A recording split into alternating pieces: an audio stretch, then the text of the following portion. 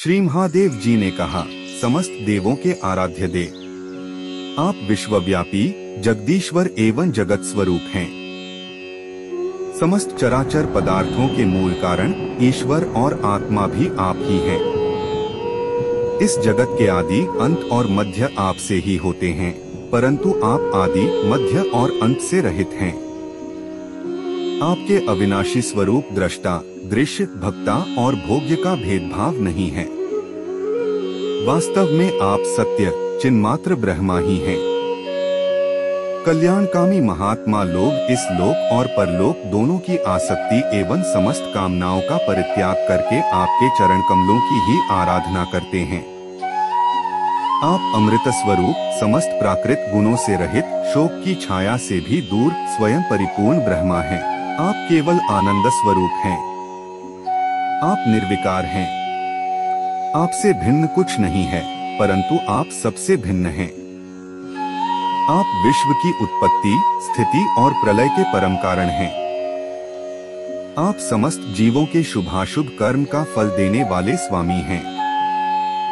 परंतु यह बात भी जीवों की अपेक्षा से ही कही जाती है। वास्तव में आप सबकी अपेक्षा से रहित अनपेक्ष हैं। स्वामिन, कार्य और कारण, द्वैत और अद्वैत जो कुछ है वह सब एकमात्र आप ही हैं। ठीक वैसे ही जैसे आभूषणों के रूप में स्थित सुवर्ण और मूल सुवर्ण में कोई अंतर नहीं है, दोनों एक ही वस्तु हैं। लोगों ने आपके वास्तविक स्वरूप को न जानने के कारण आप में नाना प्रकार के भेदभाव और विकल्पों की कल्पना कर रखी है। यही कारण है कि आप में किसी प्रकार की उपाधि न होने पर भी गुणों को लेकर भेद की प्रतीति होती है। प्रभु, कोई आपको ब्रह्मा समझते हैं तो दूसरे आपको धर्म कहकर वर्णन करते हैं।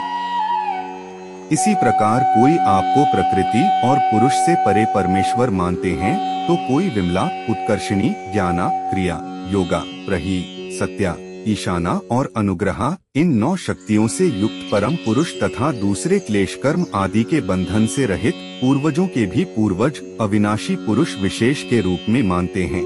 प्रभु, मैं ब्रह्मा, मरीचि और ऋषिजो सत्वगुण की सृष्टि के अंतर्गत हैं। जब आपकी बनाई हुई सृष्टि का भी रहस्य नहीं जान पाते, तब आपको तो जान ही कैसे सकते हैं।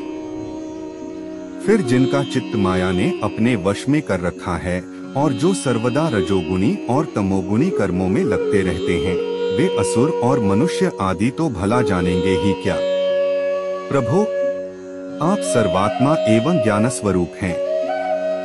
इसीलिए वायु के समान आकाश में अदृश्य रहकर भी आप संपूर्ण चराचर जगत में सदा सर्वदा विद्यमान रहते हैं तथा इसकी चेष्टा, स्थिति, जन्म, नाश, प्राणियों के कर्म एवं संसार के बंधन, मोक्षस भी को जानते हैं। प्रभु, आप जब गुणों को स्वीकार करके लीला करने के लिए बहुत से अवतार ग्रहण करते हैं, तब मैं उनका दर्शन करता ही हूँ।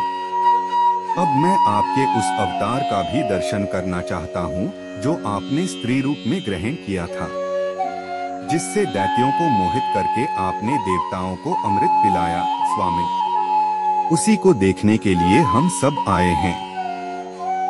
हमारे मन में उसके दर्शन का बड़ा कौतूहल है।